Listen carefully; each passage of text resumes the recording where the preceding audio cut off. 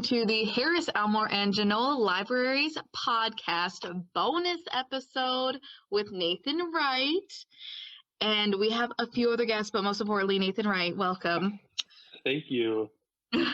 Now, we would like to introduce him. He's currently cast as Jojo the Whale on the U.S. national tour of A Bronx Tale. Woo-hoo! And he is also originally from Elmore, Ohio, so we thought it would be fun to catch up with him, ask him a few questions before he heads back on tour. Now, how are you, Nathan? Hopefully well. I'm good. Yeah, I'm excited to be here. This is going to be fun. You're probably our first, aside from like having other work members come on and be our guest stars, you're like our first official like guest. Oh no pressure. Oh yeah. You picked a good one. Oh, thanks, Abby. I talked about before this. Oh no. Now, for those who are listening and watching, would you give us a little bit of background about yourself and about your Elmore roots? Sure, yeah. So like you said, I grew up in Elmore, actually kind of right across the street from the library. I spent many hours of my youth in that library. But I went to Woodmore, graduated in 2012. And while I was there, I was super involved in band, choir, the musicals, track, all kinds of fun stuff.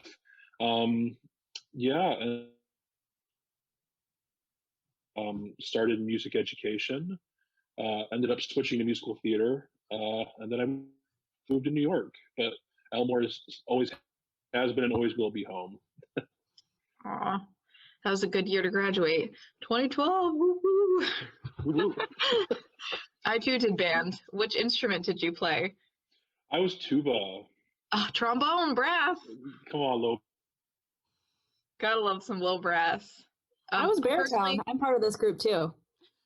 You what? I said I was baritone. I'm part of this little group. That's right. That's right. I forgot. It's just brass. Sorry, Count woodwinds? Instruments. No, we never count woodwinds. Sorry, Jack. No. No. Well, I didn't play anything, so sorry. Honorary member. You can be in the flag corps. Yeah, okay. That's right. I'm okay with that. Besides, I get to be in the front and do their flag twirling. That's right. Yeah, there we go. It's harder than it looks. I've tried. It is. Not for me. So you want to tell us a little bit about your family? I know they're all musically inclined as well. Yeah, sure. So like you said, my mom is actually a music teacher. She went to Bowling Green State University also. Now she teaches elementary general music in the Fremont City School System. Sang in choirs all growing up, and the BGSU men's chorus and his church choir in Bowling Green. So a lot of music growing up. Always a big part of who we were as a family. We sang at church choir in Our Lady of Lourdes in Genoa growing up, and now at St. Michael's in Gibsonburg. So just music has always been really important. We were that weird family that sang 4-part harmony hymns in the car, just because why not? So it's just always been like super prevalent in my life. That's so cool. I know my parents like music, but we definitely don't do 4-part harmonies. We're either sharp or flat, and my parents try, but A for effort. That's everybody can sing. It's just a matter of who's listening. Yeah, exactly. Fine. I think you're wrong there. Right. Nathan, No, and I speak only for myself. when did need it to have click for fun. you that you wanted to pursue music? I think I always kind of knew. There really wasn't anything else I could do. My grades were meh, but like I could sing, and I had a good ear for music and sight reading, and it just kind of always felt like it was the next natural progression of my life is studying music in some capacity.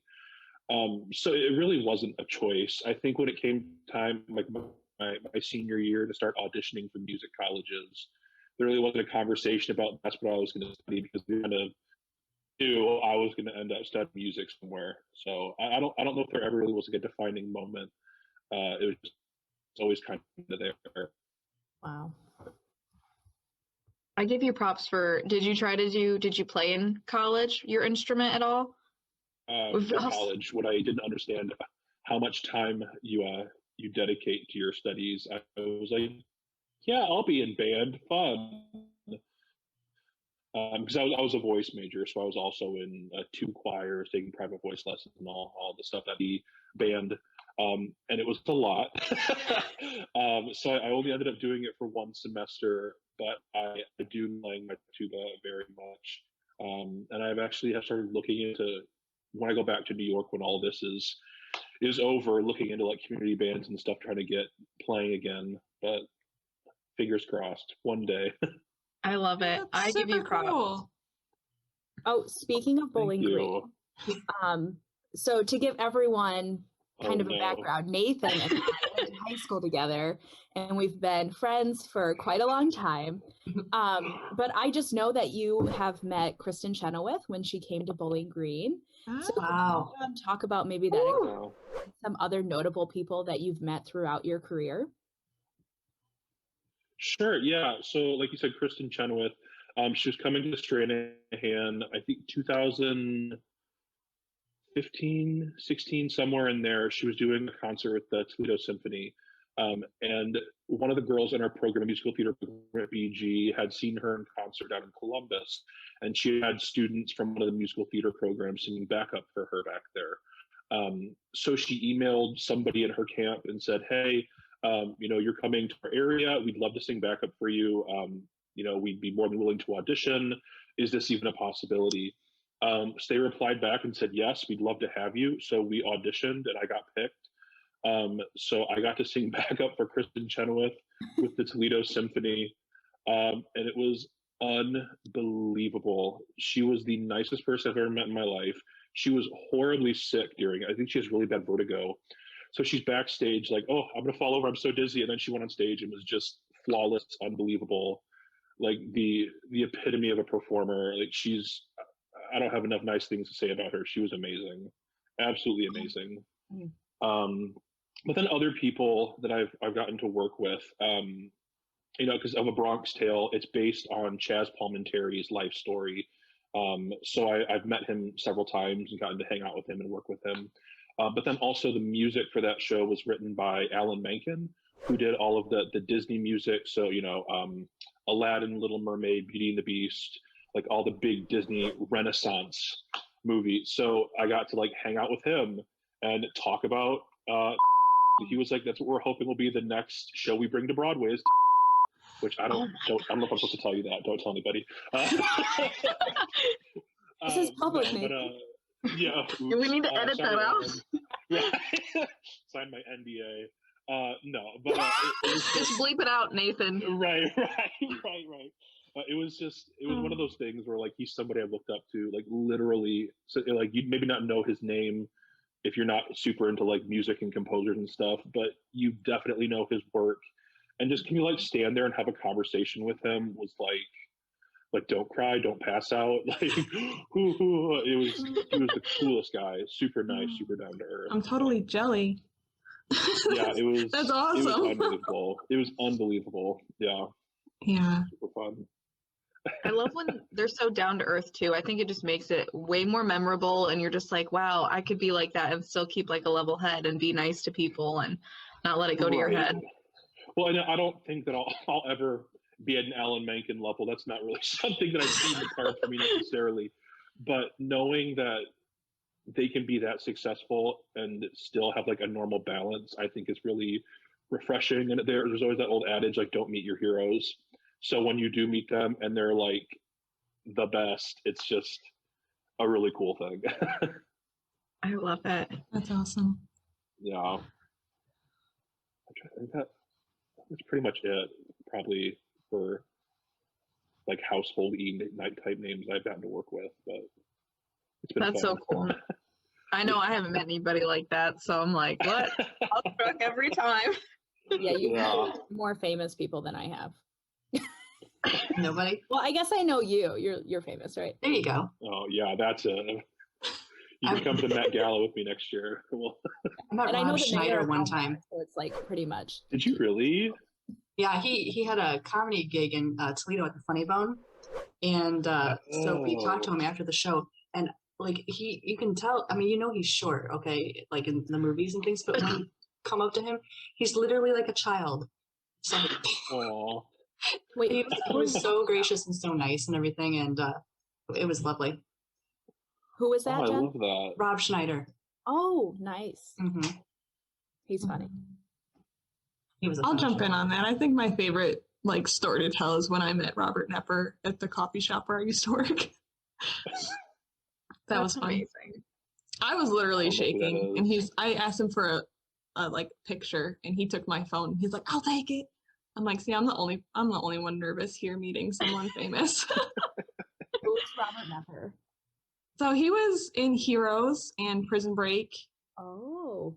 I watched him mostly in Prison Break. So And he came in. Was that in Elmore that you worked?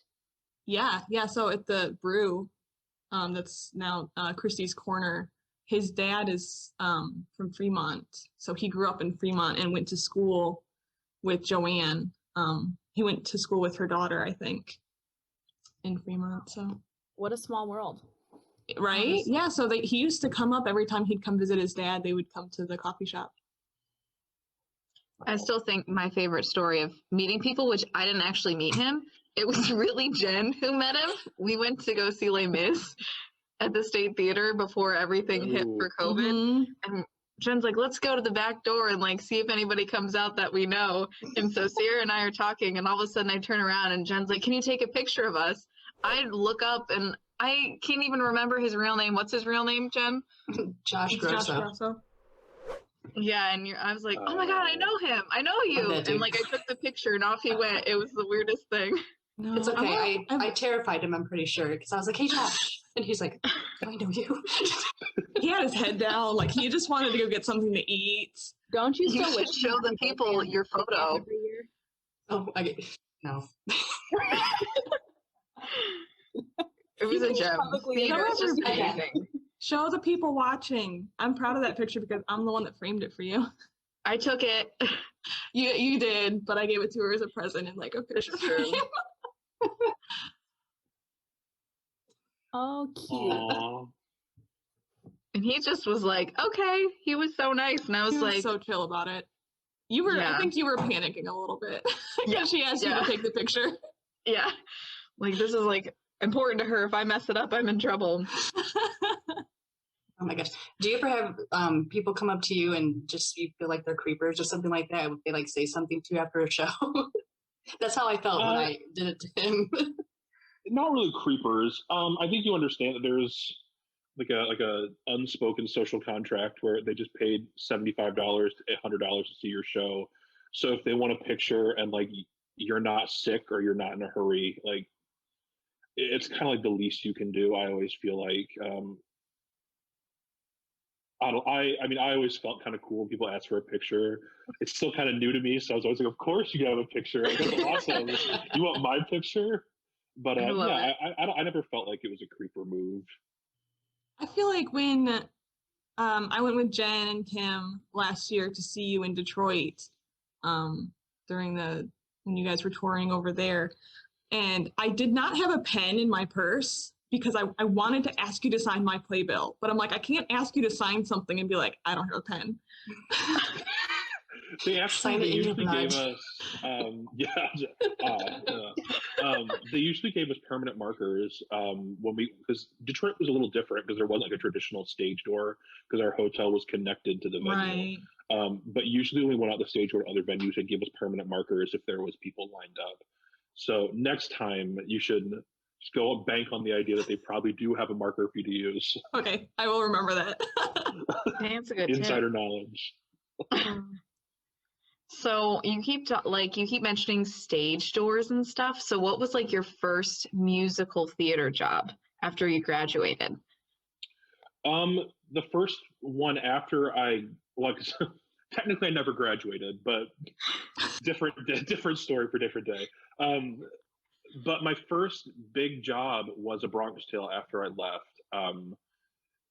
Theater-wise, I do like quite a bit of performing, like solo voice stuff. So my first big job when I moved to New York City was St. Patrick's Cathedral. It's I don't know if you've ever been to New York, but it's the really big cathedral they have. It's right on Fifth Avenue. When the Pope comes to the United States, that's where he goes. Presidents have I think JFK had his funeral there. It's just a really big, huge cathedral in New York City. That's kind of looked at as like the crown jewel of the Catholic Church in North America. And I got hired there actually as a section leader, and that was like the coolest job. Like unbelievably cool. And actually, I still have it, but because the pandemic, nobody is working right now there. But that was like the first big job. And then other things I've done, like smaller, like regional. It's called summer stock, where theaters will do like a summer season where they do like 4 or 5 shows in rotation. And I did like an outdoor theater job in southern or eastern Ohio, somewhere over east. I love that. There's so much variety. Jen, I'm quitting my job. I'm joining the theater. I need to go travel. Good luck with that. Yeah, I'm gonna need all One of the the coolest. coolest. I was an extra in Oklahoma. I could be that person waving, just There you ecstatic to be go. here. Yeah. You know what? Being an extra, like on like film and things like that, they get paid quite a lot. They're serious about their work, because we were in Chicago one time, and they were filming the lake house, and we walked through their thing accidentally, and the extras were yelling at us. They were so angry. That's their Ruin their camera time, shot. Jen. I know. I was so sorry. Yeah, I know quite a few people that make a living just doing extra work in film and TV. Mhm. Oh wow. It's hard to Yeah. get an extra gig. I Mhm. tried to be in the Marvel movie in Cleveland as an extra, and they did not want me. Oh no. Oh, They were like, a lot "Nope." of- you usually have to have an Um, agent that sticks you in for that kind of thing. So I guess. I'll be your representation next time. Oh, fabulous. It'd be fun to like just do it once or something, and just always bring it Right, out to your right. family when they watch the movie. Like, hey, I was in this one too. Right, Like right. that'd be fun, just to have that bragging right. Just that one moment in history. Yes, exactly. Yeah. It was rough. I waited in line for like an hour just to go to the audition and like fill out Just the paperwork. get rejected. Yeah. Yeah. I dragged my dad along for the ride. What did you have to do? So I went to Cleveland, and so they took pictures of you. They like took one with glasses, without glasses for me. Then you had to fill out this application, and then they asked you personal questions like how your age, like your color, hair, do you have a car we could use? And at the time I said no, because I interpreted it as they're going to take my car and destroy it because it's a superhero movie. And I was just like a freshman in high school. I didn't know anything. So I said no. And I think they were like, "Shh, we don't want you." And then off I went, and that was it. You got to trade your car for being an extra that you will get 0 screen time. It'll just be Yeah, Yeah, And why like, did they that's need your me. car? What? it was my first car, and it was a red Volkswagen convertible. So I couldn't Aw. sacrifice my baby. Yeah, so it wasn't a good audition apparently. Have you had bad auditions, Nathan? Have I ever? If you want to hear my favorite bad audition, I mentioned summer stock. It's kind of like the summer, but to audition for it, I went to what's called a unified audition, where you go in and you sing your 30 seconds of your song and do your monologue, and there's like 50 theaters watching, and if they like you for their season, they'll write your name and number, and they'll call you back for what they're doing. And it was a theater that was doing Avenue Q and South Pacific, and something else, but I got called back for Luther Billis in South Pacific, kind of the comic relief character, and then one of the monsters in Avenue Q, which I remember thinking at the time it was weird because there was another character that like physically I looked like the guy that did it originally on Broadway, but I didn't think too much about it, and I was like, all right, fine. So I was so prepared, I was so ready, I was so excited, and their callback was actually at their theater. So I drove like 3 hours to get there, and there was this big to do. And I walked into the room, and they're like, "Hi, so you're here to read for Billis?" And then they said a character that I was not reading for, and I was like, "No, I'm reading for Billis, and then this character." And it was this huge confusion where they ended up having me cold read, just like sight read on the spot for the character they wanted me to read for. After I'd spent a month preparing, and I was so frazzled and so nervous and so freaked out that I literally I was like, it was awful, and they didn't hire me. It was so embarrassing, though. It was awful. Gosh. Well, what about a good one? Yeah.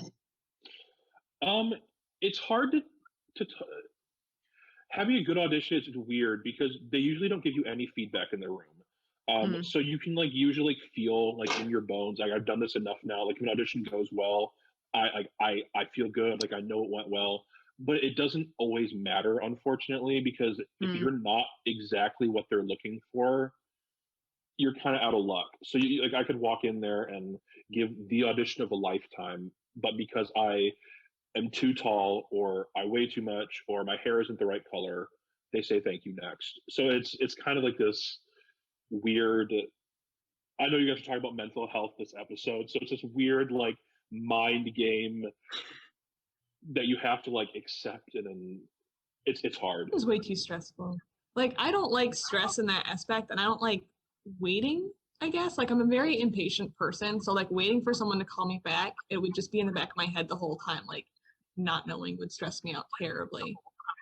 Yeah, and sometimes it literally takes months. There was a contract that I was up for. I auditioned in July, and it was for a Christmas contract, and they didn't end up calling me for a callback until November. Wow. I'd forgotten I auditioned for them. So like you said, the wait time is crazy sometimes because you don't know what they're doing. Or if you're gonna even get hired or something. Exactly. There's no job security. Right, and things have been. Oh, go ahead. Oh, I was gonna say things have been different now because of pandemic that you haven't really been able to work. Right. So, right. What have you been doing in the meantime to fill? So yeah, I mentioned I didn't technically finish school the first time. So I actually decided to go back to school full time. So I'm a full-time student right now, finishing actually a Bachelor of Music. Yeah, so I'm so close. The semester is almost over. Just want to try to Hallelujah. grinding for the last few weeks. Forgot how much work college was. Whoa. Are you still? Are you doing it? You what? Are you Sorry. still in New York City? No, right now I'm in Cleveland. Because the way it works, we were on tour, and they sent us home, and they kind of said, "Be ready to go back on the road at any minute." And of course, we all thought at the beginning of the pandemic it was going to be a week, 2 weeks, maybe a month. Oh yeah. We had no idea that it was going to be over a year. So I actually was back at my parents' house in Elmore, across the street from the library, for And you didn't stop and say hi. I didn't want to unless we were closed. Yeah, I was very, very cautious about leaving. But so I actually ended up just moving to Cleveland. I'm in Cleveland right now, long story short. Yeah, and I didn't realize I'd be going back out when I signed my lease. So I'm actually about to leave for the next 2 months. So very exciting. That's awesome. Now, I'm kind of curious, what was it, since we were talking a little bit about auditions before, what was it like auditioning for your role that you're going to go back into for Bronx Tale? So for the tour, it was kind of crazy. So I don't know if you've ever seen a movie or a TV show that's about auditioning in New York, and you see the lines wrapped up around the block. That's literally exactly what it's like. So I got there at 7 o'clock in the morning, and it wasn't supposed to start until 10. But the line was already wrapped all the way around the block. So I waited. I finally got upstairs into the room to sign in for the audition. And I was already number 380 something.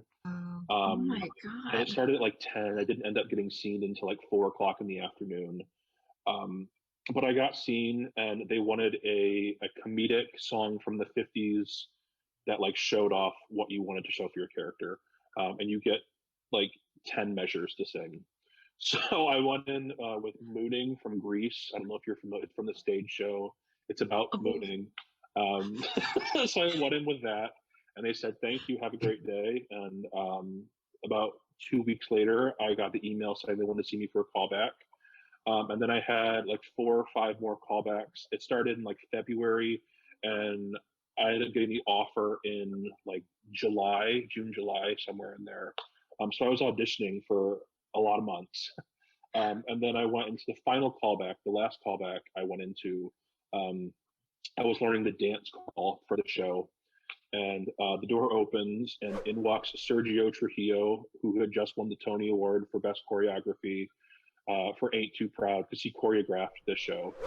So I'm sitting there just completely screwing up his choreography as he's walking through. I'm like, awesome, just kick me out now, save me the trouble. And then I leave and I come back in the room to do like the sides, we call them, like the scene work, like the lines. And I see the entire production team. Like, we had no idea who was going to be in there, but Jerry Zaks, who's like a legendary director on Broadway, was just sitting there front and center. And I was like, you were literally in my college theater textbook, and I'm literally like 5 feet from you.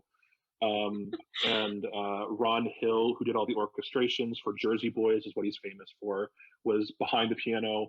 And of course, Chaz Palminteri was in there. And so I'm walking this room like, oh my God, what have I done? Get me out of here.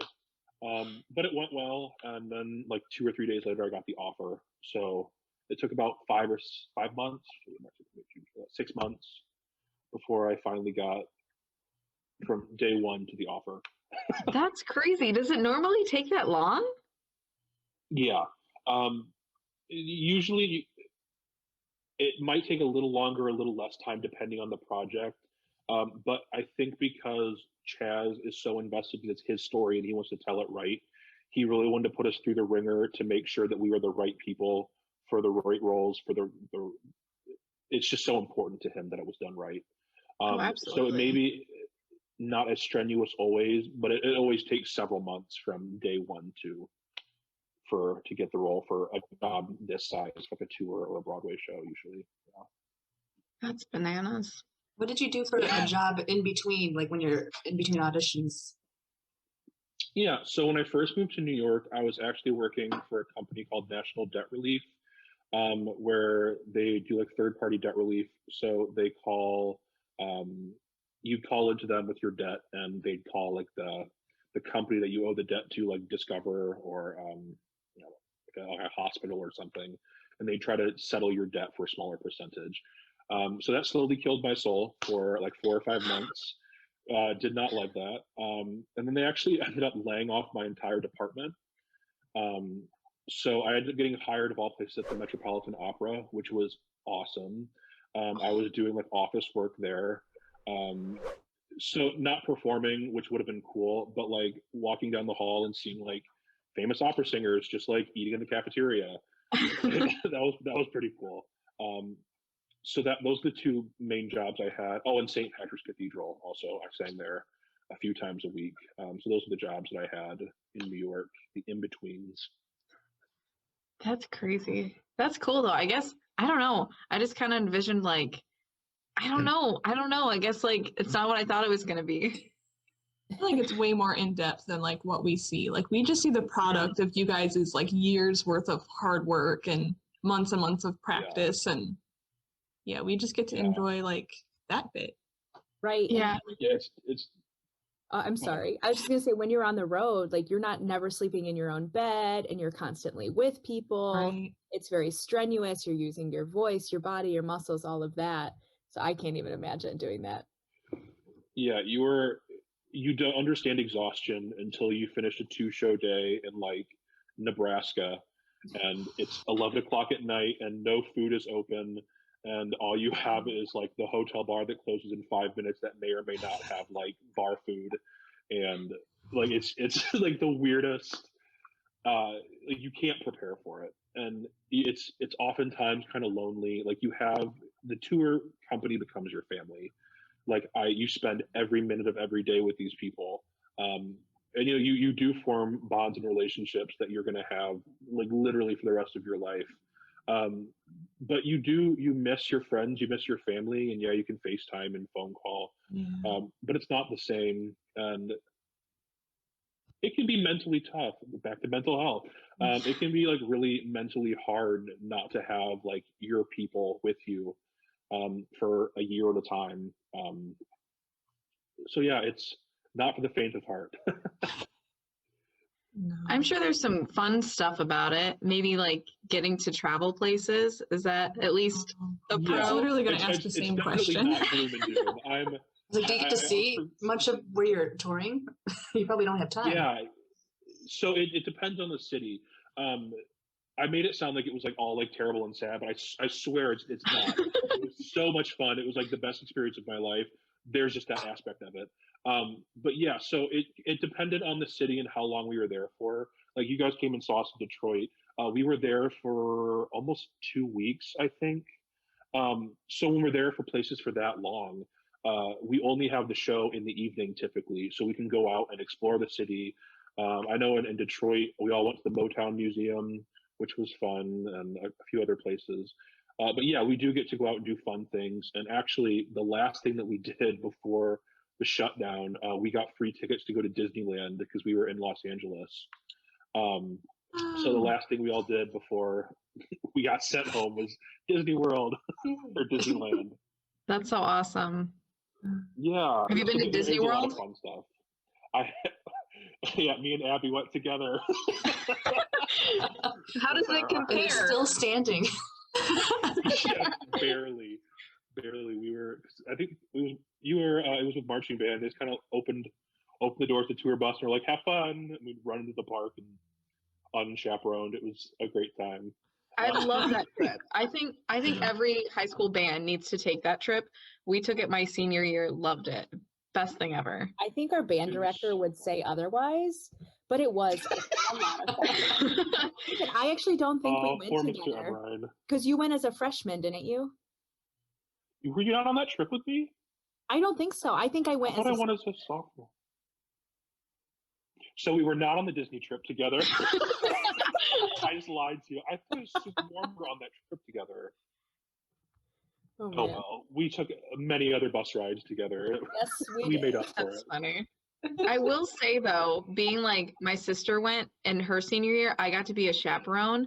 It's totally different being the person who gets to go and perform and enjoy versus the chaperone because you have to be the first one to bed or the first one to get up, the last one to go to bed, and keeping track of all the children. It was insane. So I think your band director was probably right. Oh, yeah. I would never. Poor Mr. Emerine. Oh my gosh, that's probably the least of his worries whenever we were in band together.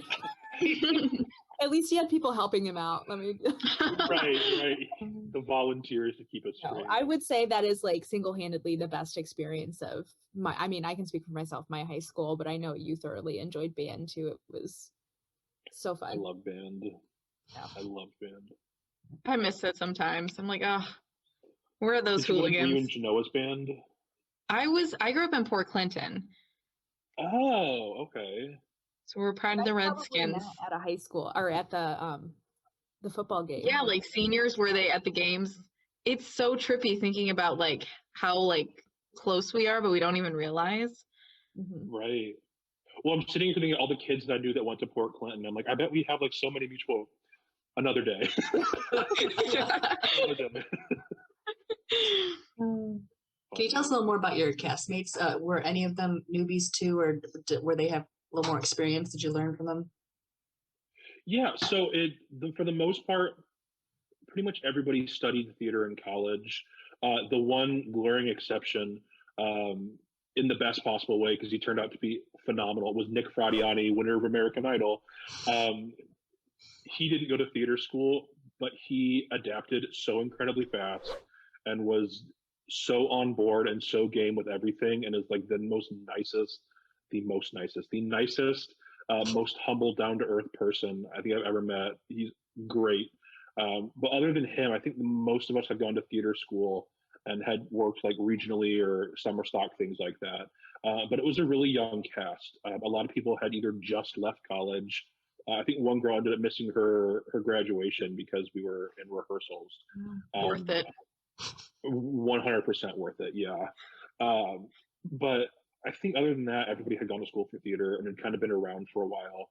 But we did have on the upper, so the older characters had been on tours. Like my friend Dan, who I'm actually going to be in Florida with, he's going to be Sunny this time. He was on the Miss Saigon tour internationally. He was one of the first Rogers on the Rent tour. Aaron Tveit was his understudy. So like some of these guys have been around for like years and years and years. So it was a really nice mixture of had toured before, really experienced, and fresh out of college, baby's first job. So it was fun. So are the cast members you were with, are they mostly going to be the same ones that you're going back on tour with in Florida? Like So all the it's same not people? it's not really a tour. It's this is going to be actually the regional premiere of A Bronx Tale.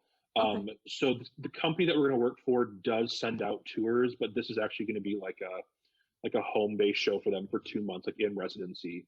So there's going to be three of us. The guy who played Tony 10-2, Dan, he's actually playing Sonny this time around, and then myself, and then George is also going to be there as well. So it'll be a fun time. He was Tyrone. Sorry, he was Okay. Tyrone in the tour. You know George. He'll be there. Yeah, you know George. Right, right. George. Of course.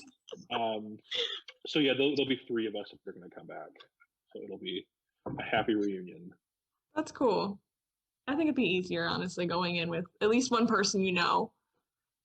Yeah. Yeah, and it's going to be interesting because I've never done a show like back to back like this where I just did it for a year and I'm about to go do it again. So I know the music, I know my lines, line singular.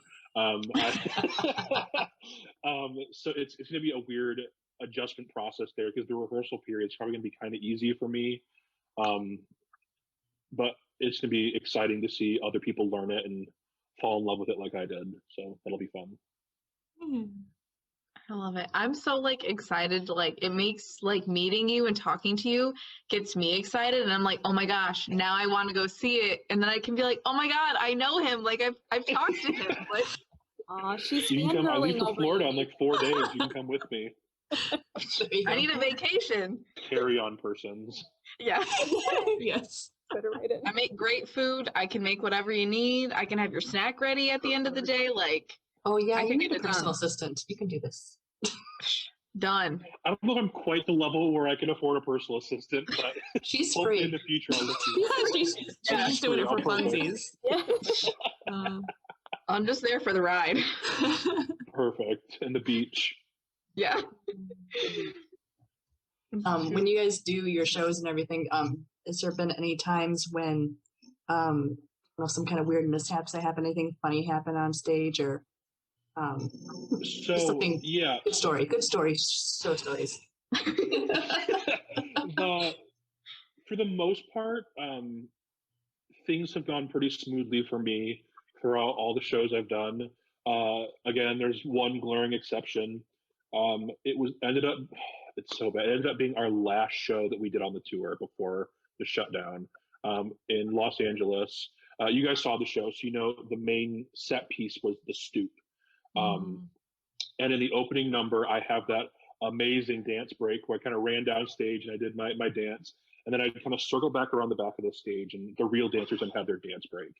And when they were finished their dance break, I was supposed to run back across the other corner of the stage to finish the number. And for whatever reason, I was super into the dancing that night, and I was like, yeah, woohoo, and wasn't watching what I was doing. So I went to run back across to the other corner of the stage, and my foot caught the stoop.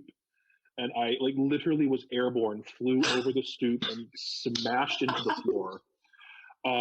But it gets better because the pants that I was wearing in my costume were cuffed on the bottom and I had suspenders. So my heel got caught in the cuff and I couldn't like straighten my legs out. I'm like acting it out for you. I couldn't straighten my legs out because my heels were caught in the cuff. So I'm literally like rocking back and forth like this, trying to get. And again, Dan, the one who's playing Sonny and where I'm about to go do it, one of my very good friends, is just looking at me like, and I'm literally yelling, "Help me up!" as I mic up, like, "Get me off the floor!" And he never did, so I ended up like dragging myself up with another. Oh no! It was terrible. It was so embarrassing. Oh, And of course, that night we had our dance captain in the audience to watch it, so she gave us notes. And she comes to me after the show and she goes, "Was that supposed to happen?" No, it wasn't supposed to happen. yes. You should have just said yes. Like, I meant to Yeah, do that. choreographed. Sergio Trujillo, the Tony Award-winning choreographer, choreographed that fall in the middle of the show. Well, and because it happened, and it feels like you're on the floor for like an hour. And like time just like stops moving, and there's thousands of people staring at you, and it's like they can all see me rocking on my like. Oh, it was so embarrassing. So embarrassing. When we did Grease, I know you had graduated at that time. But I played Jan, and on Sundays we would always goof off. It was notorious that we would like print funny pictures and put them in our props. So we would catch people off guard, like during their lines or during their songs. And one time I was with Tyler Porter, and he jumped on my back. This boy jumped on my back and he started flailing his legs as I was moving, and it made me fall on stage, and he was on top of me. And I just like curled up in a fetal position because I was so embarrassed, and like people were dragging me off.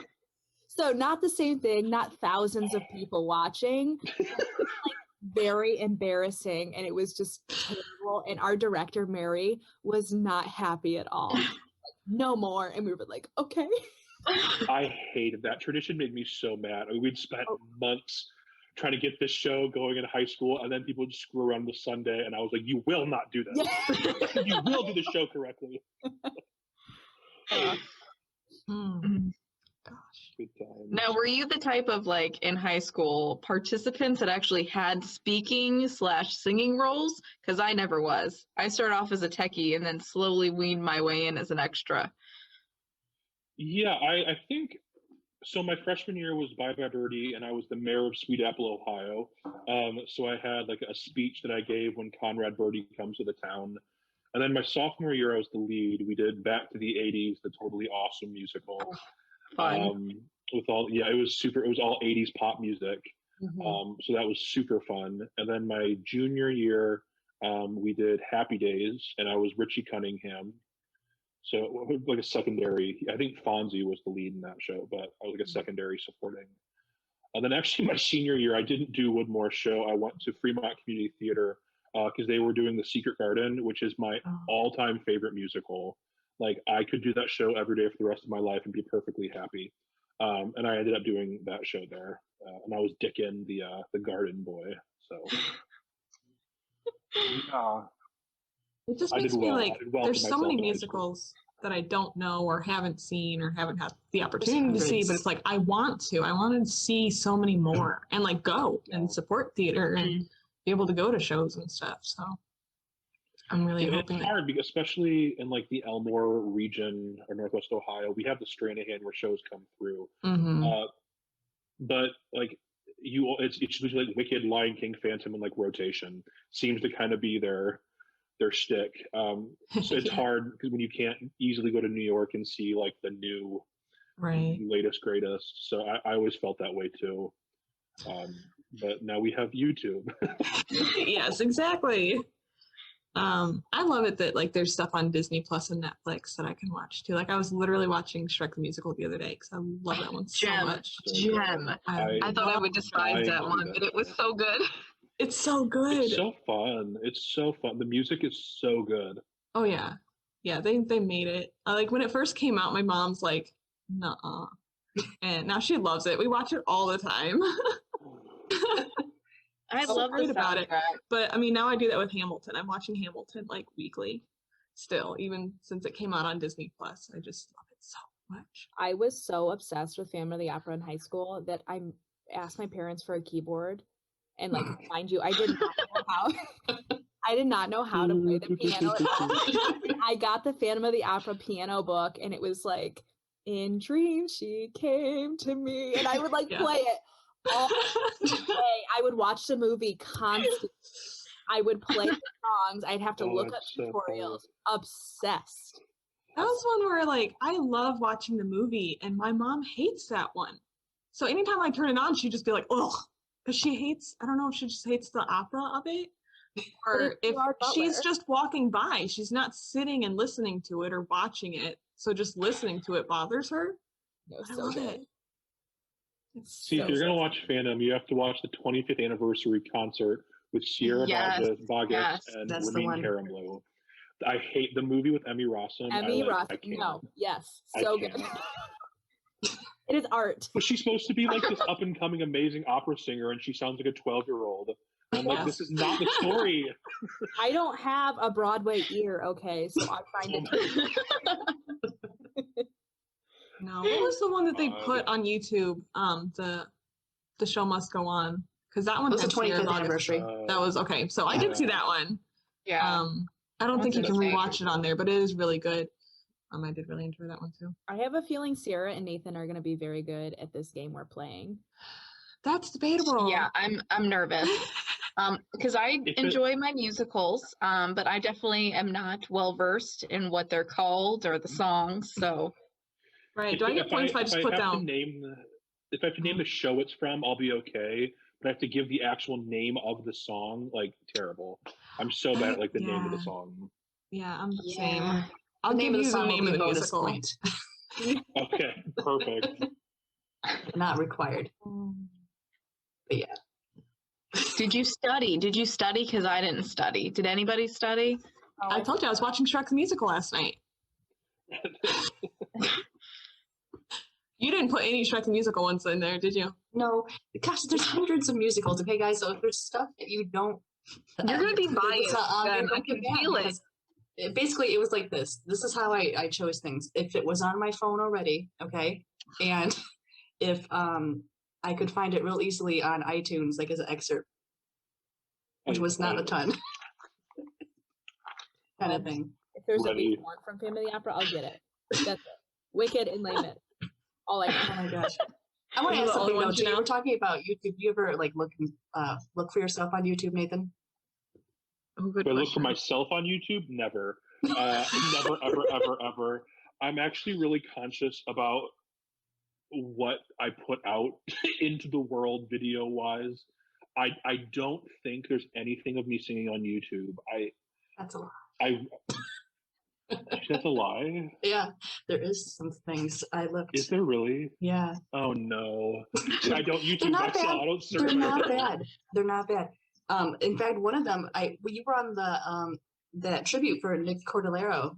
Oh yeah, yeah, And yeah, things yeah. like that. No, there is one. There's a couple of I think there's one of you singing "Empty Chairs" on YouTube. Oh, from Les Mis.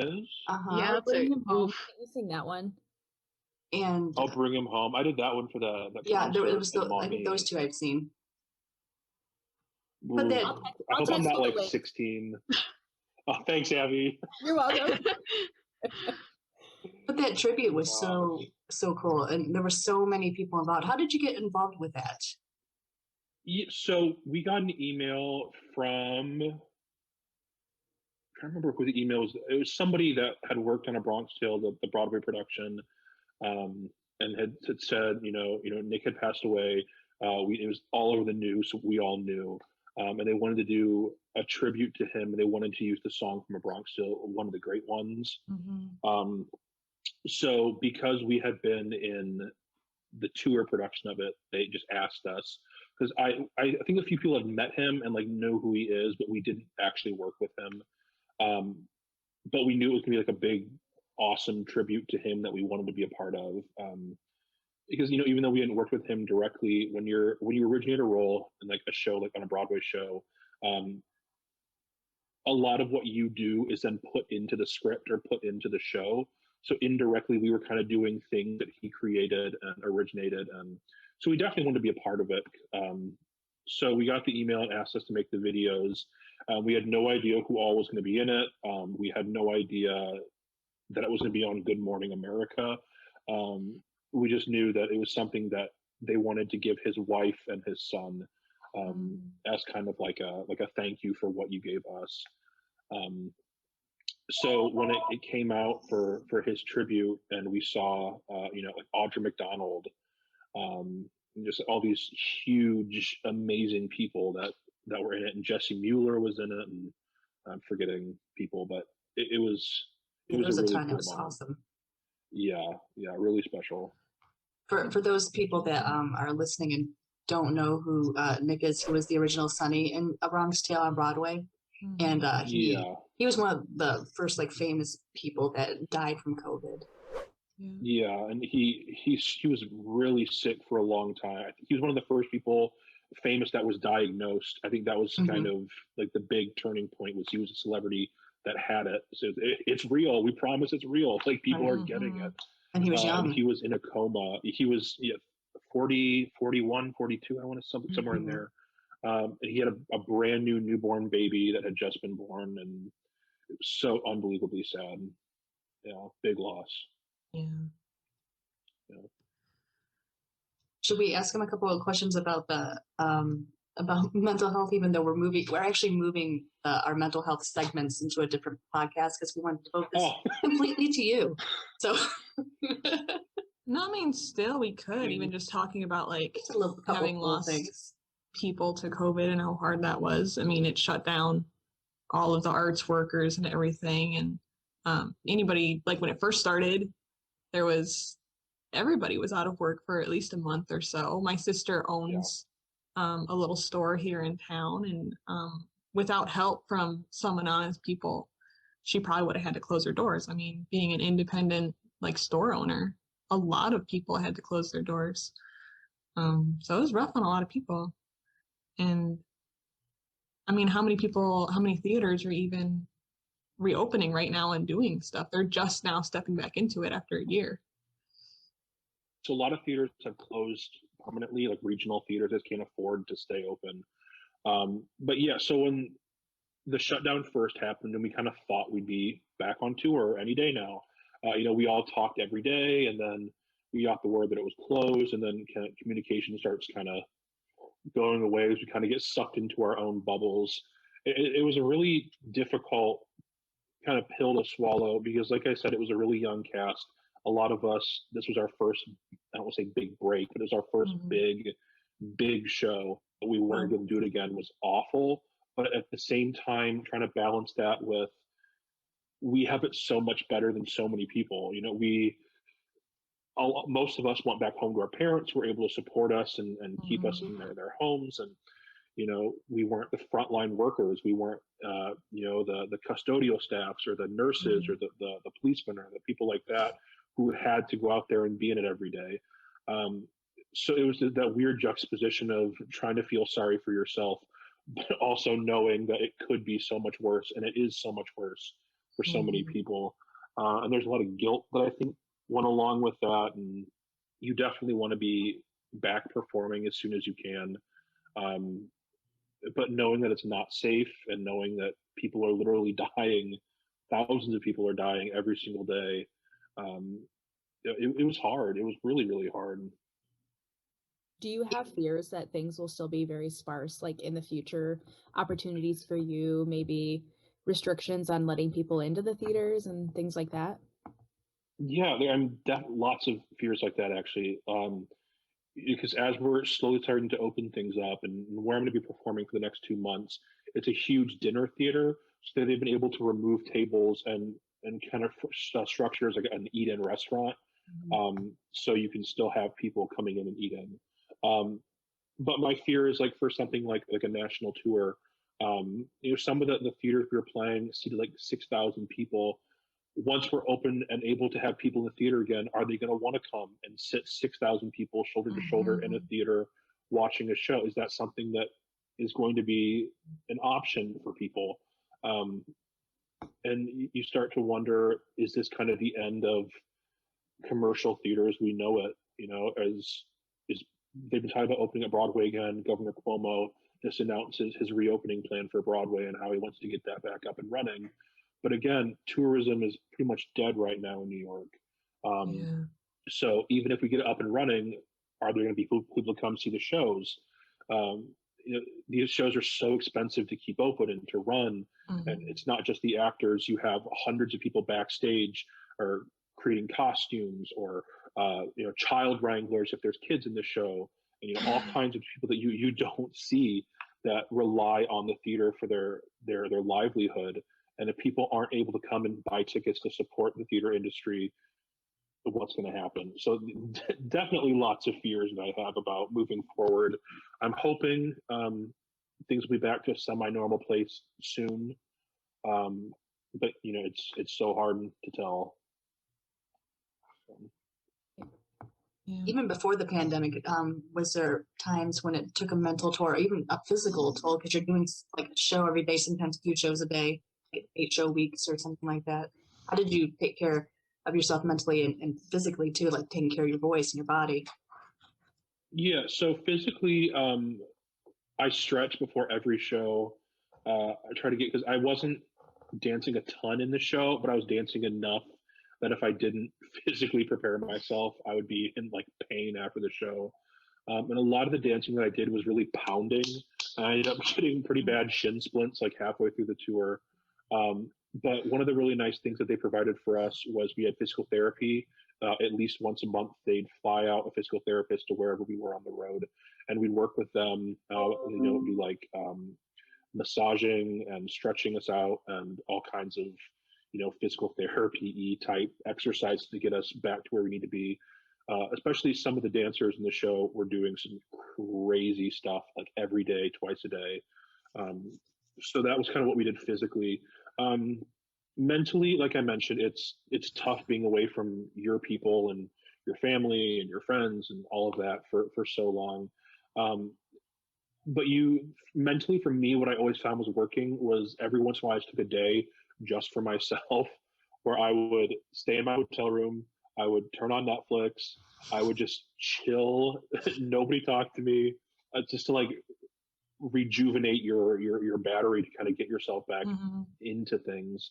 Because you definitely don't want to end up in a place where you don't want to perform or you don't want to be on the tour anymore or you're sick of everything. Because I knew how lucky I was to be there and how many people wanted to be in that position and weren't.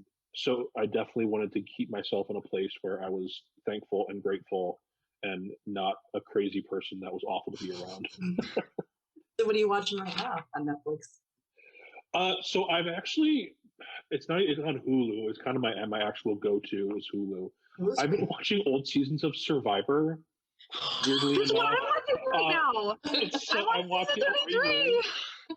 Oh, I think I'm on like 2022. It's Boston Rob wins. Spoiler alert, it happened in like 2011. Intense season. I love Boston Rob, yeah. It's a good season, yeah. So that's good, but I don't have a ton of time. Like I said, I'm still in school. So actually when I finish this, I have to watch a music theory lecture, and take a quiz. So not a ton of time, but when I do, Survivor's been my go-to.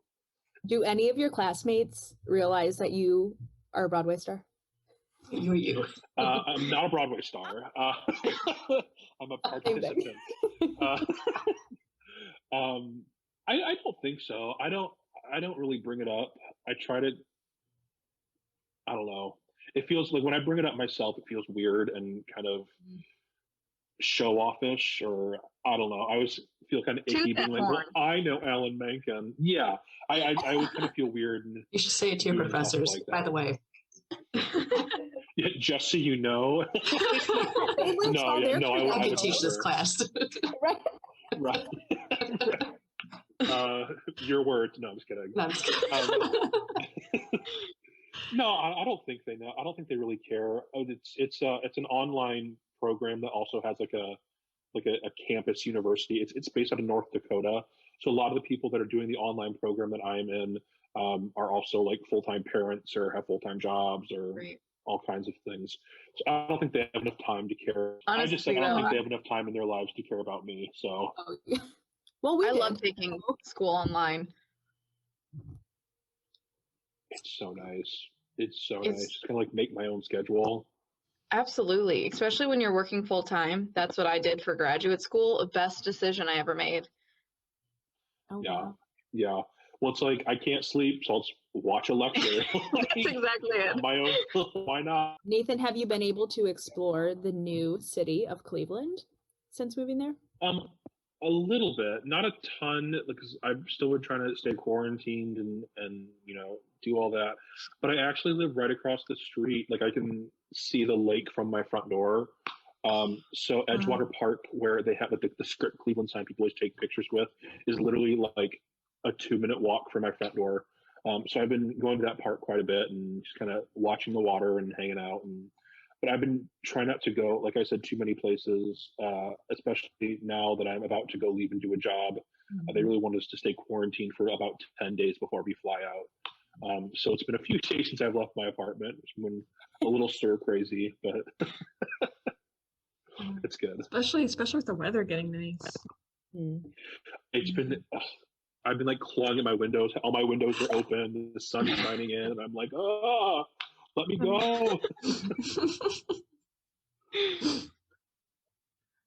Well, should we do something fun now? We should.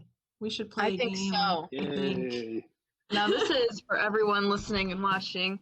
We are going to play a little game. We are going to play Name That Tune. Musical version. Yeah, musical version.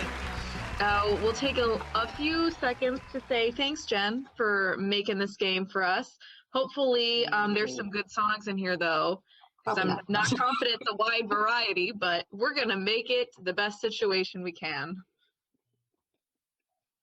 Right. So what you're going to do is you're going to write down your answer. I'm going to play the song, and then you're going to write down your answer and show it to the screen after the song is over.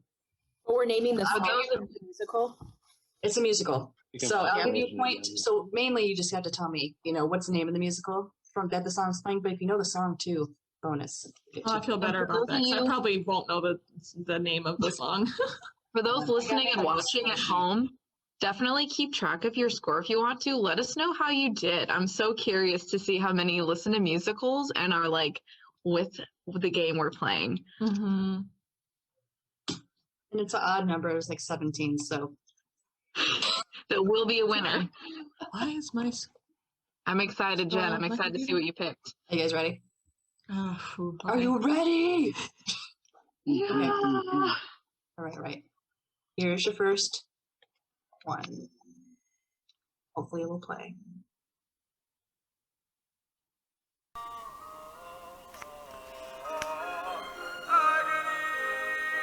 Far more painful than yours. When you know she would go with you. It's their only word to Yeah. This is my favorite musical as a kid. I love them where they just get so over the top. Mm-hmm. So All right, good. guys. I'm ready. What you got? Oh, It is Into the Woods, Agony, yes. Aladdin, what the heck? That's Aladdin. Let's make an educated guess. When does that now. happen in Aladdin? I don't know. Why is mine the only one Even backwards? Sondheim is not pleased. Are you keeping track, Jen, or do you want us to keep track? I'll keep track. Yeah, Okay. we don't want you giving yourself extra points. I would. I'll give you some of mine, Abby. I'd like to think about when Aladdin would be singing Agony. Let's see. It's when he can't win Jasmine's heart. Oh my I actually gosh. saw that musical with Nathan Oh. at Gibsonburg High School.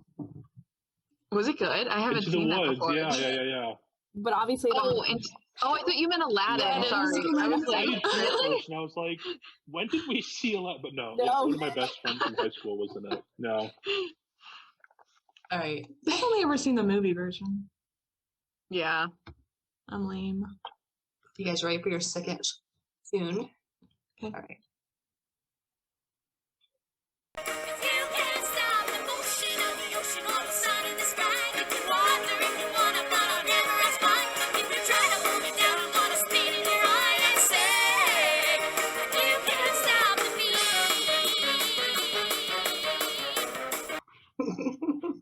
Oh my gosh, I don't even have a good guess. Oh, for this Penny. one. That was the next line. Yeah, good. All right, I've watched this one a little bit too many times. Hold it up. No, Yes. I'm not guessing. I don't even know. Yep, it's My Hairspray. handwriting No. is You abysmal. can't Oh, stop gosh. the beat. You can't stop the beat. I saw the live version. Well, I got it right. Yeah. Good job. I didn't even guess that time because I knew I did not know that. Yeah, we got 1, Well, Here we I'm are topping the scores so far. I won't be long. It won't be long. All right, here's number 3.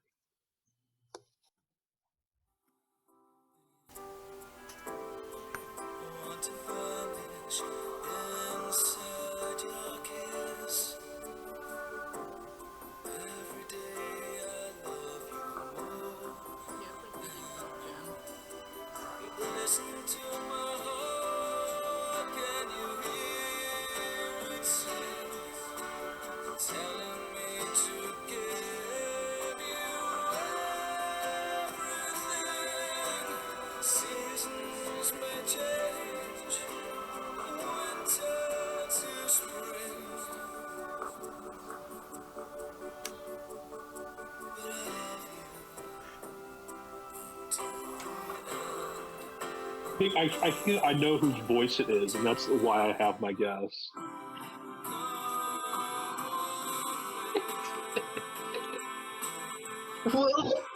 True to what I said, I don't know what this is. I have 2 guesses, and I believe that I they're just both I wrong. just have one guess. All right, it's Moulin Rouge. Come what Oh. may. Said the Nope. Yeah. movie. In the movie. I don't know the movie with the guy with the arm cast. The guy with the arm cast. You mean Dear Evan Hansen? Yes, that's it. That's it. That's not it. Oh my gosh. I thought it was that guy's voice. But Did you have the name of the song too? I didn't see. I didn't. I Okay. didn't. Just Moulin Rouge. Yeah, I knew it was Ewan McGregor. yeah, he has a That's voice. That's what I thought too. I'm like, it's He's gotta be got a that 'cause it sounds distinctive like him. voice. I'm like, you can tell that. Yeah. I couldn't tell. Sierra, did you? I didn't see what you had. No, I said Moulin Rouge. Moulin Rouge. I can't even say it. Moulin Rouge. Moulin Rouge. Yeah. I tell you, saw when it I in went to see France. that movie, It was for something. the first time, I almost walked out of the theater. It was so crazy. I was like, I don't even know what's going on. I've seen like half of it once, and I don't think I liked it very much. Yeah, no, it got better like once you stayed like toward the middle, but like I up to the point when they got to the Green Ferry, and I was just like, what in the what's going? I bought Les Mis tickets for my mom and myself for Christmas, and they were quite expensive because I love that show, and so we got really good seats. And she walked out of the theater and she said, "I liked Lion King better." The audacity! That. Oh. That's my You know, favorite. actually That's really my funny. favorite. I didn't know they were gonna sing the whole time. I can also 100% hear your mom saying that. That's why it's like even funnier. Oh my goodness. I'm not impressed. Like I just dropped like $250 on these tickets, Kathy. But yes, you're right. You will like it. Wow. Your mom and my mom should hang out because my dad got tickets to the Trans-Siberian Orchestra. And so she's like, I'm not going to go. It's going to give me a headache. And it was like New Year's Eve. My dad got great tickets. And then we come back. We tell her what happened. We saw Joan Jett. It was amazing. And then she's like, what? Yeah, she like appeared. It was fabulous. And my mom's like, oh, I thought you were going to go see river dancing. That's why I didn't want to go. So she missed this whole Aw. concert because she thought it was river dancing. I love How's the Riverdale. river dance gonna hurt your I do ears? too. It was going to give her a River headache from dancing's all so the cool. stomping. No. I would go see that. It's amazing. We have all the with Bonnie Jean and Michael Flatley, like all this on VHS at home that we used to watch all the time. Yes. Not Bonnie Jean. What's Bonnie? Oh, Jean Butler. Jean Butler. Yep. I was close. Bonnie Jean. That's her nickname in Ireland. Well, it's Brigadoon. I'll go home with Bonnie Jean. Yeah. That reminds me. I remember when your family sang at that one Irish festival we had in Elmore. Years ago, yeah. Yeah, because I was there because we were dancing and you guys were singing. Oh yeah, that was fun. That was. They didn't do Sally any more after Macalinski that. played for us. How come the town No. doesn't have an Irish fest anymore? What's with that? I don't know. We should bring that back I think so you it can was dance. Talk to the mayor. Reichert, Mrs. Tammy Reichert was the one who organized it, and she passed away not too long after. Maybe. I think that was probably. That's probably I why. loved her. Anyways, number 4. Went down a rabbit trail. Yep. That's okay. That's what we do on this show. That's good. That's what it's good for. It's true. That's what we do. All right, let's see if I can get this. What you've worked and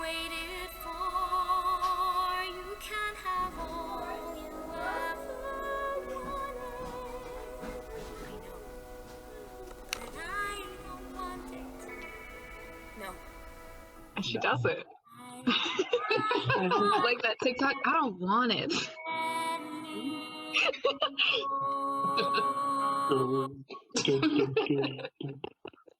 All right. Did you guys get Wicked? Defy Gravity? Sure did. I saw No. Wicked at the Stranahan. Oof, man. Good I stuff. I had both. And Abby had Wicked. Did you have both, Ariel? I didn't know. Are we supposed to do both if we know both? I just give you more points. You don't What? like I would points? have been writing well, those it's songs Defying down. Gravity. That's That fine. was not agreed upon before we started this game. Why don't you listen? Defying I Gravity. heard it. Yeah, I she don't said know. it. Before we recorded, you You said know, I I'll give you the point. I was giving you points. Like you have two. I knew it was Defying Gravity. Oh, sad. I've never Welcome to seen the Western Wicked. Sky. That's I the one can where give you the it's- lyrics. Should we give you the lyrics? Kim No, always I says believe she's you. seen Wicked too many times. She I doesn't want believe to go you. see it It's again. okay. It's getting intense. Coming for those points. Right. Ready for your next one? Okay. To a T. He might as well have said, "Hey Donnie, come and get your prize." I can write it in my sleep, but the trick is the delivery.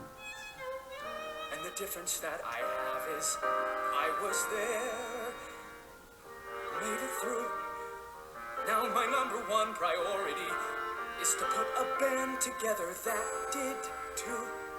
Every horn and clarinet will be a military vet and be playing with authority.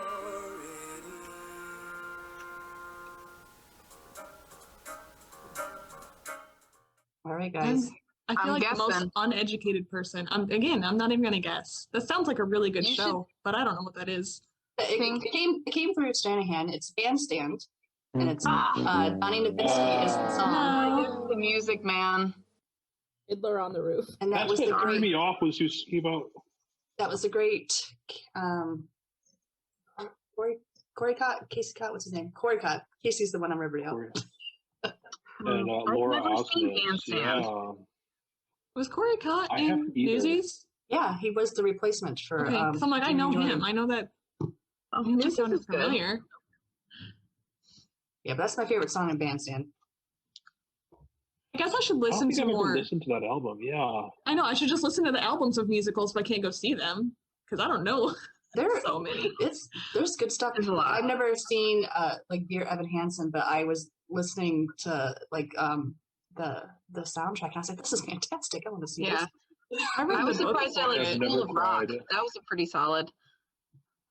That's a good one too. I saw Dear Evan Hansen in the first row on Broadway and sobbed for 2 hours. Oh my gosh, I I have believe never it. cried so hard in my life. The book. I read the book and I've heard like a couple of the songs, but I don't know if I could actually commit to going to see it. It's Just rough.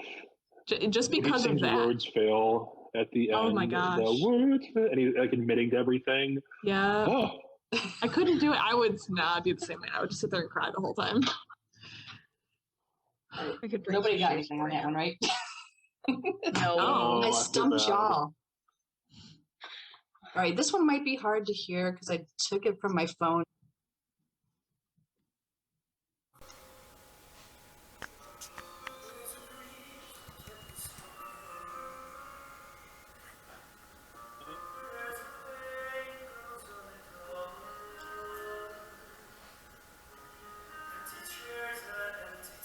Extra bonus point if you could tell me who's singing it too. Okay. Hold on, let me finish writing.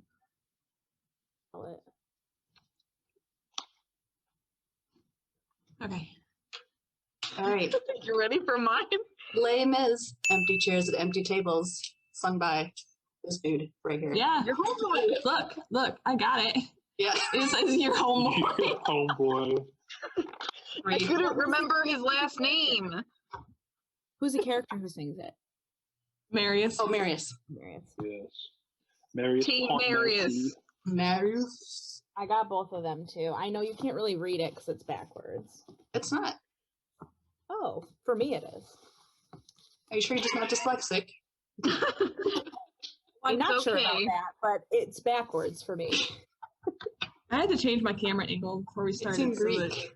so that you guys could read my shirt and my board. Oh, yeah, I meant to tell you I liked your shirt. Oh, thank you. I got it at the garage sale. Love that. I know, right? We love that. All right, I love here's your garage sales. next one. All right, I already forgot what number we're on. 7, number 7. I know. All right, ready? Always shouting and running about. What's happened? I had him! His throat was bare beneath my hand. No, I had him! His throat was there and he'll never come again. Listen now, hush, love, hush. I keep telling you. When? What's your Why rush? did I wait? You told me to wait. Now he'll never come again. Sarah It's not looks an stumped. intent. Yeah. I don't know most of these things. Sarah looks stumped. How long do I have to put an answer down? All trying it's to doing think- is intriguing me. It makes me want to watch all of these or at least listen to all the soundtracks. I'm seen so this, but I can't intrigued. think of that what I don't it's even care called. that I'm losing. All right, put up your answers. It is Sweeney Todd. Wait. Oh, okay. Well, That's that's you not know, what I was gonna put Johnny down. Depp was singing it. That makes sense now. I can hear it. Sweeney And Todd, all the and bottom the song, part. the song is Mhm. Epiphany. Shame on me. I've seen that. It's been a long time. Throwing me Anything, off. Aaron? I didn't see you put anything, Era. Did you have anything? I was mid. You already like flip it, and I was in mid writing, and that was not what I was writing. Oh, what were you writing? So I'm gonna give myself an X. That's a no from me, dog. Good job, Nathan. You were the only one. Thank you. Yay, Sondheim.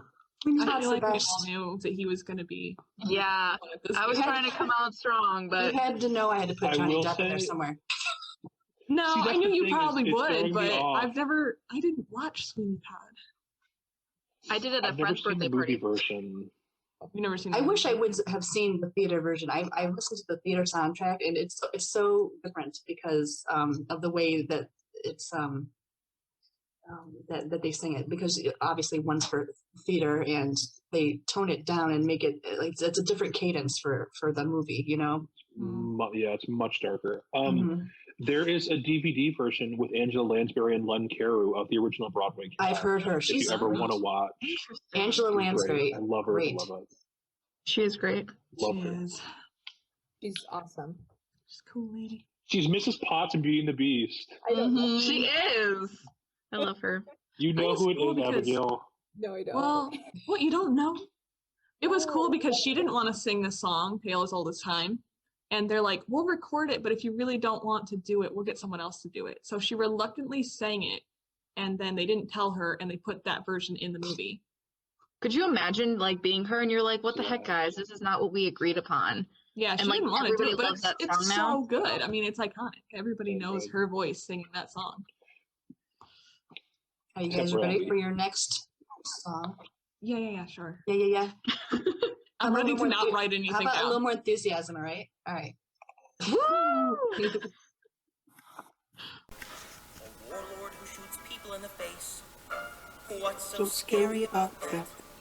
I must trust that my lord is mightier and always has my back. Now I must be completely devout. I can't have even one shred of doubt. I believe that the Lord God created the universe. I believe that he said his own. Sounds so familiar, but I wish you would have put the other song, the Hello song. Oh man, that's my favorite. I almost did. But I like I don't know. I like this Yeah. one. Annie Reynolds does a really good job on that one. I You ready? believe Book of Mormon. Bam. oh, You're up and handsome. Hello, my name is Brother Price. You I have would a like to share moment. with you the most Did you? amazing What did you book. think, Sarah? What? no, I had no guesses. I had nothing. I would love to see the Book of Mormon in person. Oh my gosh, I would be so jazzed. Is it chaotic? I've heard it's super chaotic. Have you listened to the soundtrack? No. Oh, it's a jam. You gotta listen to it. Now we know what Sarah's gonna But do all listen weekend. to She's it just with gonna- headphones and not around other people. Yeah, good Yeah, point. okay. Good point. Yeah, all you but do you're not is wrong. listen to all the soundtracks. I will be listening to all soundtracks all weekend. All right. Here's our next one. Did you just channel Matthew McConaughey for that? Yeah, that's what I wanted to say too.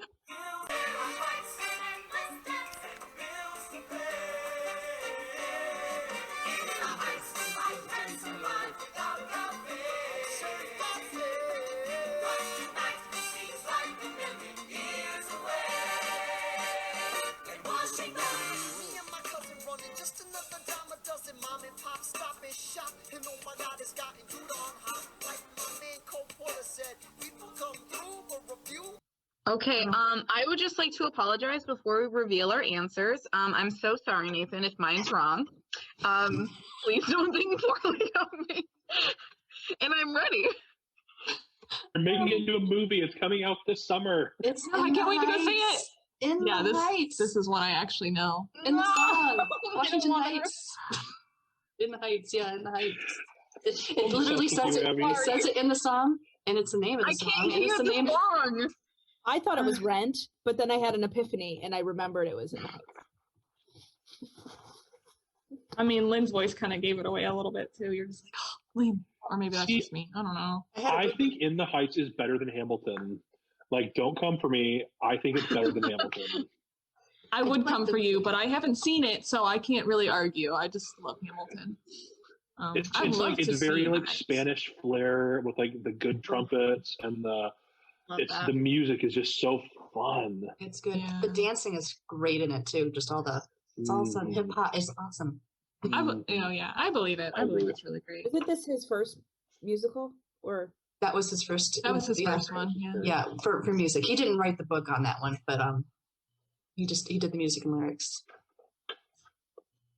Yeah. I would just like to say, Abby, you're doing awfully well for someone who thought they were going to do very poorly. thank you. I agree. All right. Your epiphanies on the last answer. Uh-huh. We almost did the song 96,000 for In the Heights, but I 96,000. I didn't because when I was recording it, my phone, my instant messenger kept ringing, so it was like ding. It's hate very that. shocking whole when she thing. plays it. It's very loud in your ears. Here's your next one. Made me so sad. Mama, the weeping. Mama, the angels. Don't sleep in heaven or Bethlehem. Some pray that one day Christ will Leah Michelle.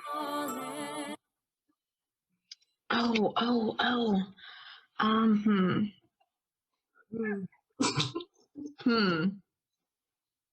It's such a good song. For this one, I almost played the B word of life because I thought it was too dirty for our podcast. I love that song. It's a good one. Another fabulous guess. All right. Do we have Spring Awakening? Mama Who Bore is that Me. the Mama one? Who Born Me. Is that the one where The musical with the Papa? What? Glee. Season 2, episode 6. That's so specific. Did you mean Yentl, Ariel? Did I what? Did you mean Yentl? Papa, can you hear me? Yes. I love Yentl. I love that you know my Barbra description. Streisand. The Papa. Oh, It's such a good movie with Mandy Patinkin when he's like 20 years old. Oh, that So sounds good. great. I didn't know if it was a musical, and I was like, I gotta guess. Sierra, did you put anything up? Technically, it's a musical. No. Well, at least pretend to put something up. Like, draw me a picture or something. Oh, fine. I'll draw you a picture next time. I'll start now because I'll probably get it wrong. If you don't get this, I don't know. You'll have to get. You'll get a couple on here. I know you will. Are y'all ready? Mm-hmm. Yes. This was in the room where it happened, the room where it happened, the room where it happened. No one else was in the room where it happened, the room where it happened, the room where it happened. No one really knows how the game is played, the art of the trade, how the sausage gets made. We just assume that it happens. No one else is in the room where it happens. Thomas Plain, Alexander was in the room where it happened. I think I'm right. Maybe. I played a little too much. I know I'm right. Yay! But literally no one. Yes, Hamilton, the room where it happens. Oh, Yay. oh, she even told me who sang it. Yeah, I Wow. wanted extra points since I'm so far behind. The only reason I knew it is because all of you started writing very quickly, and I was like, it has to be Hamilton. Did you have the song too, Ariel? Or just What? Hamilton? Did you just have I Hamilton just or the keep song? writing the song, the musical. I should be That's writing fine. the titles. I just haven't. I'm just sabotaging myself. It's fine. Your inner saboteur. Yeah. This one's hard, okay? I'm not gonna lie. So- Ooh. I should follow my own advice. Get the easy points. I'll start Alright. doodling right now. Y'all ready? Da-na-na-na-na-na.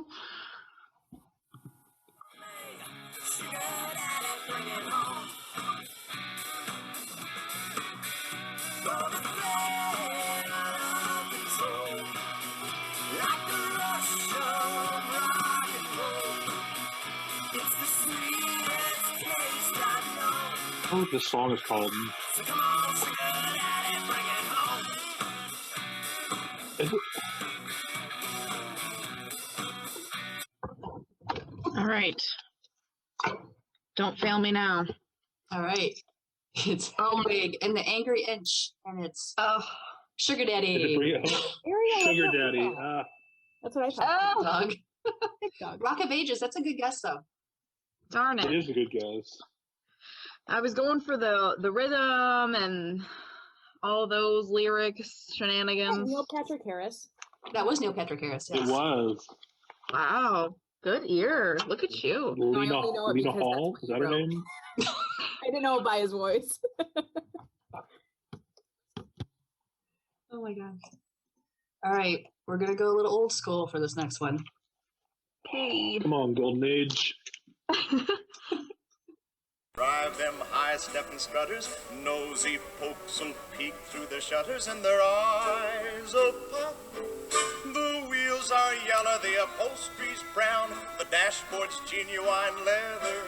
With eyes Ariel fast should get curtains, this you can one. roll right down in case there's a change in the weather. Two bright side lights winking and blinking, ain't no finer rig I'm a-thinking.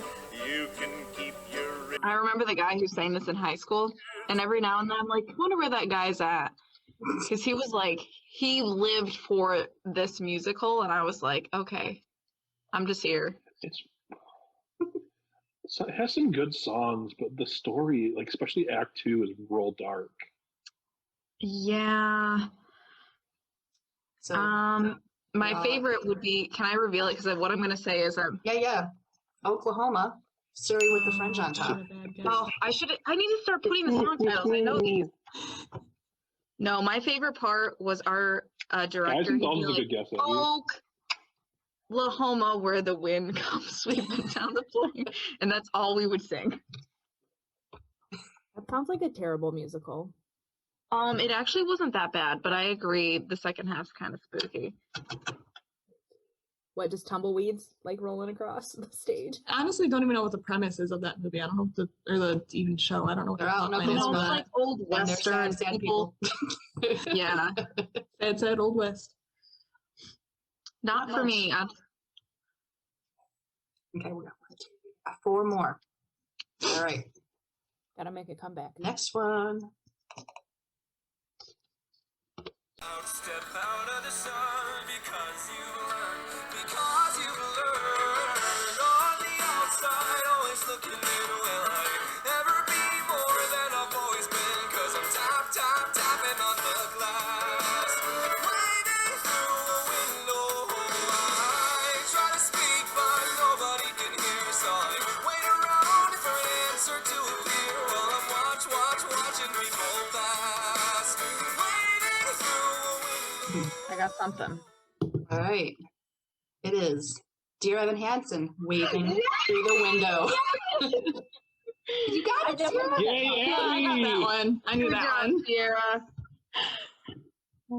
Abby's comeback begins. She's like, if I throw it out enough, it's gonna be right. Thank goodness you This is didn't her make it the last moment.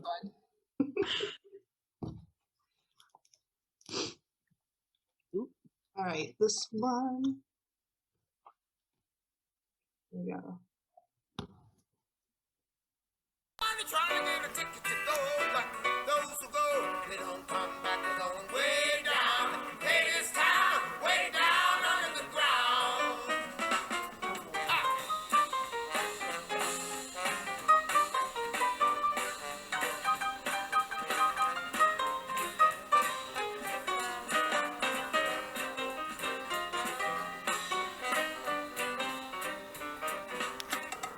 Winter's nigh and summer's o'er. Hear that high and lonesome sound of my husband coming for to bring me home to Hades town. Okay, let me just write this down real quick. It's a newer musical.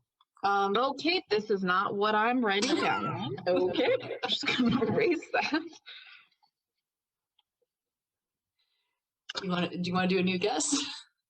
I do. All right.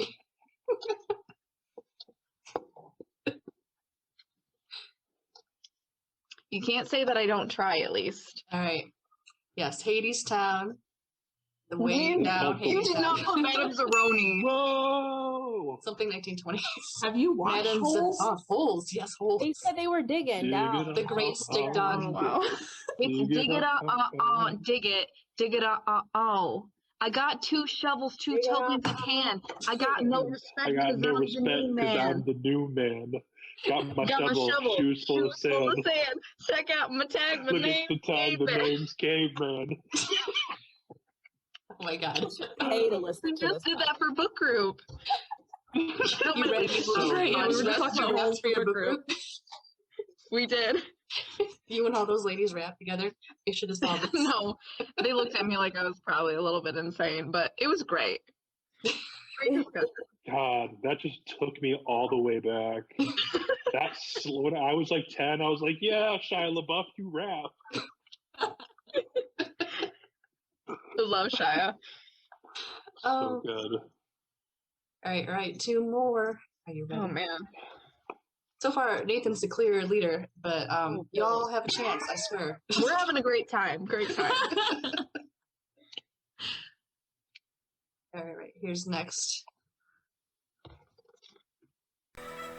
Pulitzer and Hearst, they think we're nothing. Are we nothing? No! Pulitzer and Hearst, they think they got us. Do they got us? No! Even though we ain't got hats or badges, we're a union just by saying so. And the world will know. All right. Don't let me down. All right. It's Newsies. The Yay! world will I don't think I know. spelled it right, but Yeah, and Jeremy Jordan. Very good. no, my Miss Lexia there. I was just waiting for that. I'm like, I know she threw a Newsies one in there. I'm just sure of it. Yeah, like I said, I Waiting can for take some it. stuff from my phone, and I've had the soundtrack to Newsies on my phone since it came out in 1992. So Yeah, And this is stuff we keep the in our original diary. Christian Bale fan. mhm. Let's see. Okay, last one. Do you want to know your score so far, or are you going to wait to the end? Wait, till It's not gonna help. Yeah. Well, it'll help you. Wait try and harder just on this announce last the question. winner. All right, here's another oldie but a goodie.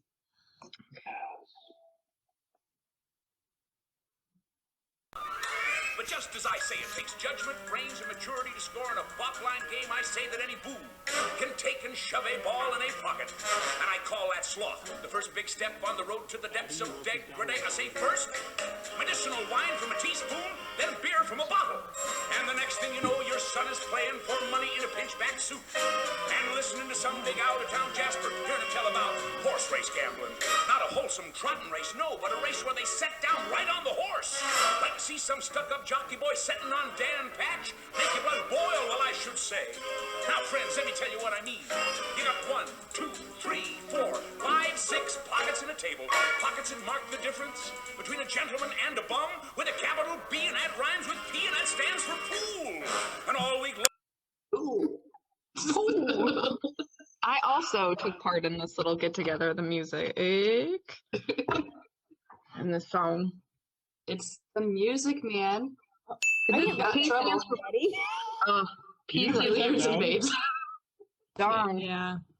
I did get Billy lied to Christmas me, babes. I thought you worked on the Music Man at one point. No. I did. Oh, Ariel, you wrote this down at one point. Because I thought it was Music Man when it was Bandstand. God, Oh, gotcha. That's, I thought Abby wrote it down.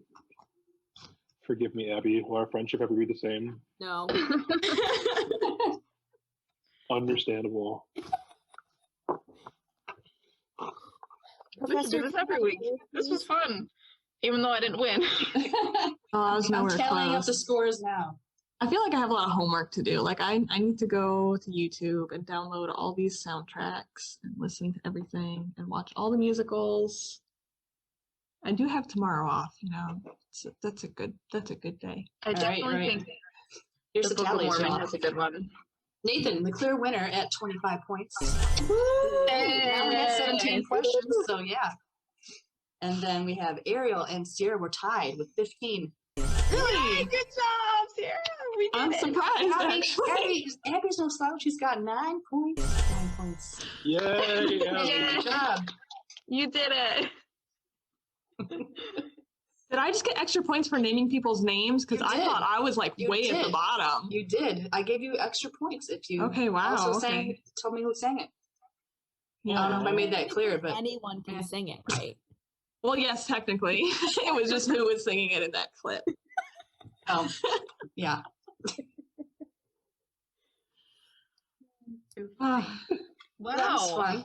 God, this has been so much That fun. was fun. I've stopped They here. didn't pick certain musicals. There was like no Shrek. There was no what's the song from the woman that plays Fiona?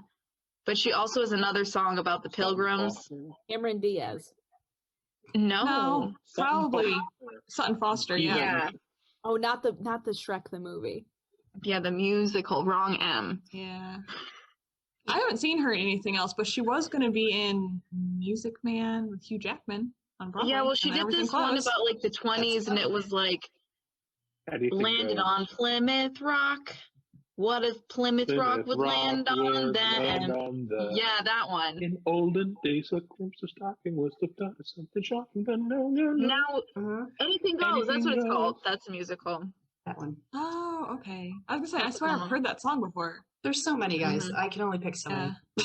You know, I really actually thought She you were did going to the do best she some. could. I thought you would have done one from West Side Story. I almost did. Thank I'm a you. little- I was I hoping almost that did. too. Yeah, I actually I'm a little expected hurt there was no Bronx Tale on there, but You know what? I was going to put one on there too, and actually, I was going to do one from Drowsy Chaperone as well. But that.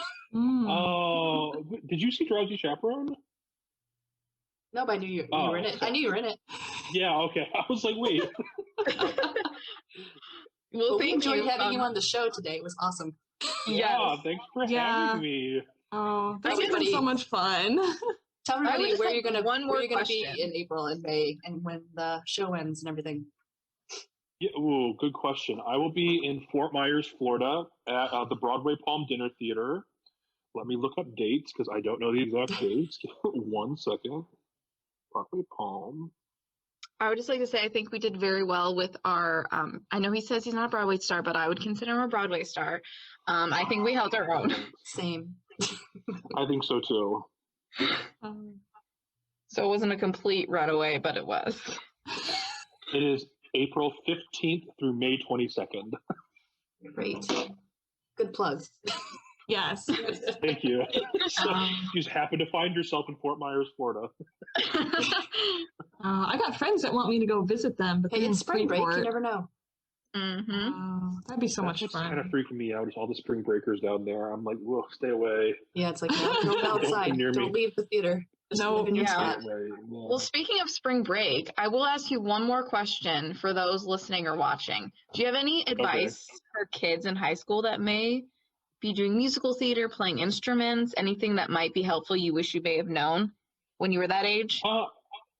I would say just learn as much as you can. I mean, we have YouTube now. We have Google. You can literally find anything and everything online.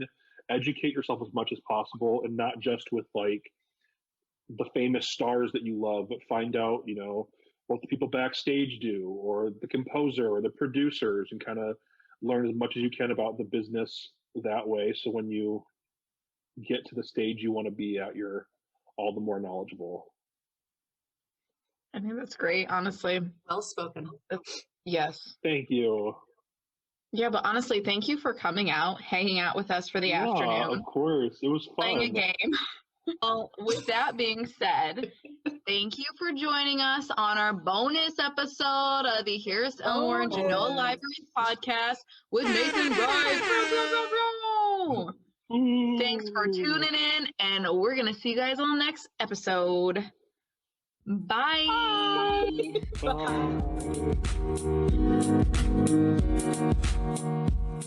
Bye.